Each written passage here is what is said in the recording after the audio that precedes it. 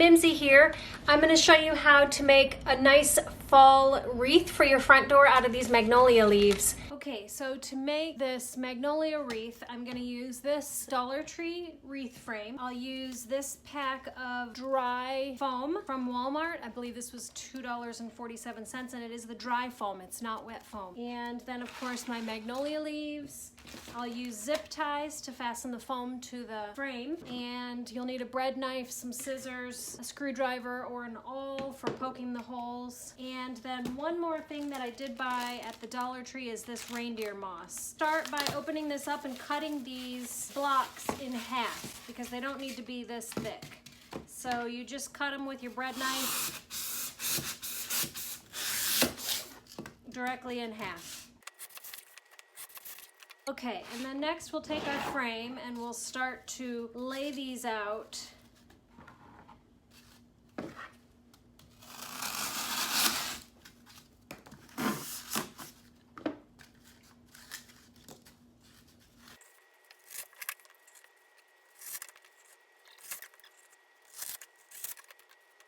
Okay, and then the next step after you get your circle filled with foam is to attach these to the wire frame. So I will do that with my zip ties and my screwdriver. If you have an awl or anything that can poke a hole, it'll work. So.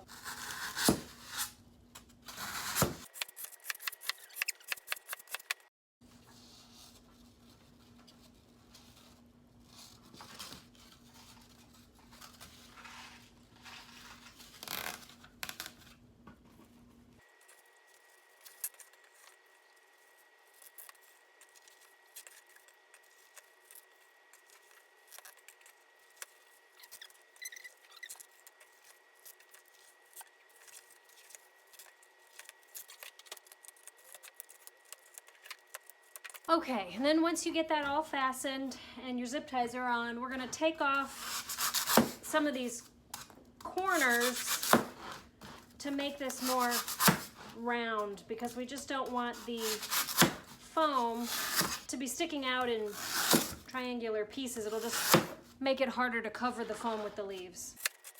The reason why I chose to utilize this dry foam and this metal and do it like this rather than just buying a foam wreath already made is because the foam wreaths that you buy that are already made, the foam is way more dense and very difficult to poke leaves into.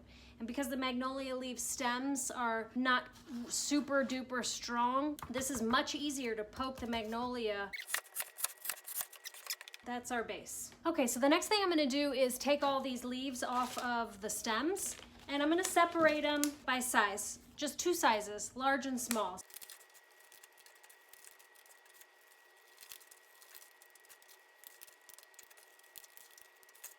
Okay, so I think I've got more than enough of the leaves. So I'm gonna start with the big leaves, and actually what I'm gonna do, what I did before is I actually cut off I cut off almost all of the bottoms because of the ones that flare out. When they get larger at the stem, it's hard to poke them into there. So the ones that I can tell are flared out, I'll go ahead and trim them down because once you get up to here, they're narrower and they taper in, so that makes them really easy to poke into the oasis.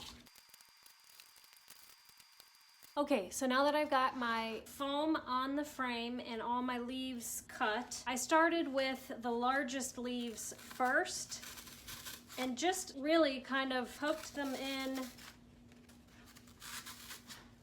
very randomly and just followed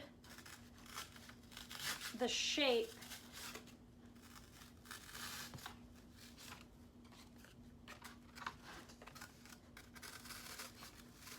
just generally followed the shape of the foam first.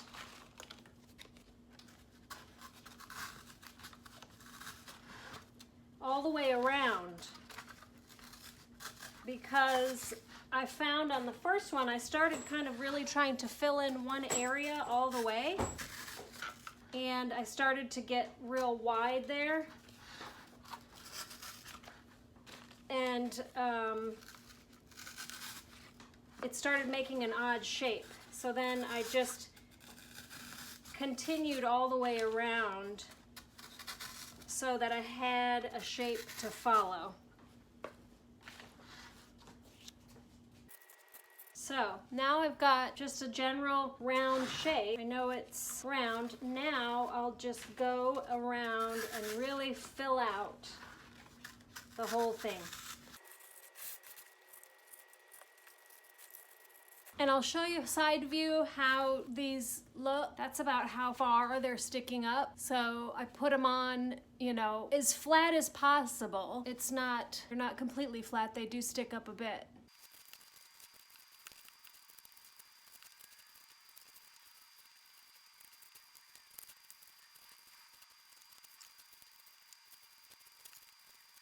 Okay, now for the smaller leaves that I kept aside, I'm gonna go around the outside edge with all the smaller ones.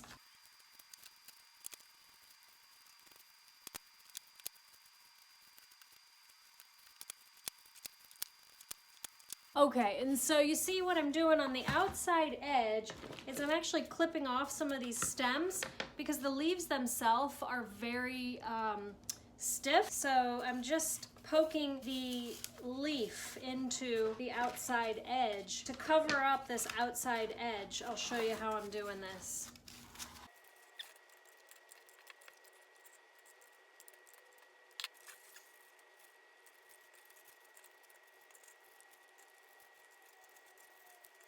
That's how I'm doing the outside edge. Now, some of these are sticking out a little bit far, so I'm going to actually poke some more leaves in the top part to make that, to fill that out a bit.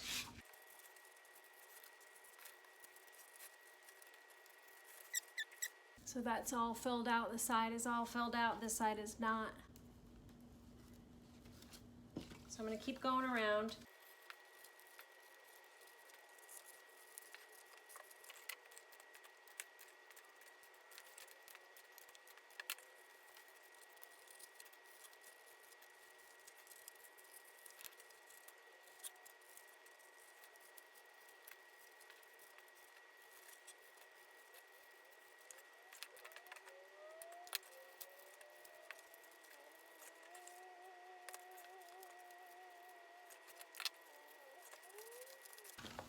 Okay, I feel good about that. So now I'm going to just address the back of this because I have glass front doors and I don't really want to look at this. So what I think I'm going to do is just hot glue some felt to the back of that, probably black. Okay, so that literally took me 17 minutes. I looked at my phone timer and that is a 17-minute wreath. And it cost me a total of probably $5. Well, the foam was $3.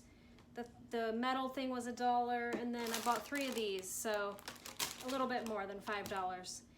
But now I've got to find some ribbon and put something on the back of this so that it looks pretty from the inside of my house as well. So I found this navy blue and white ribbon. I had it in my stash and I only had 1 spool of it, so I've had to cut it in half to make my bows for both of my doors. I wish I had 2 so that I could make the tails really super long on these, but I've only got 1. So I'm going to go ahead and make a bow. And I like my tails to be uneven. Okay. So there's my bow, and what I'll do is I'll grab a piece of floral wire and poke that through here and essentially make this a pick and just poke that onto the front of it. And I'm gonna make my things a little bit smaller. So we'll pick that into the front of that. But now I'm going to address the back of this. So let me find some fabric for that. Okay, so I've got some of this leftover dark gray linen fabric from my sofa slipcover. I've got quite a bit of it actually, so I'm just going to use that.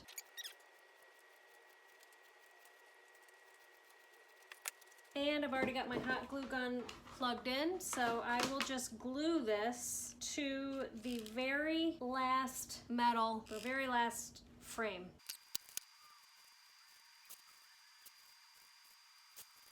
So I already glued here. I went over to this side and glued here just to make sure that that's nice and taut. I'll go back to the in-between. And then, you know what I just realized is that I'm gonna have to figure out which side is gonna be the top and leave a bit open so that Actually, maybe I'll just cut a slit. That's what I'll do, so that I can hang it on my wreath hanger. So that's it. Now I'm gonna take this out there and I'll figure out which side I want for my front or top, and then I'll cut the fabric in order to fit the wreath hanger in there. So there they are.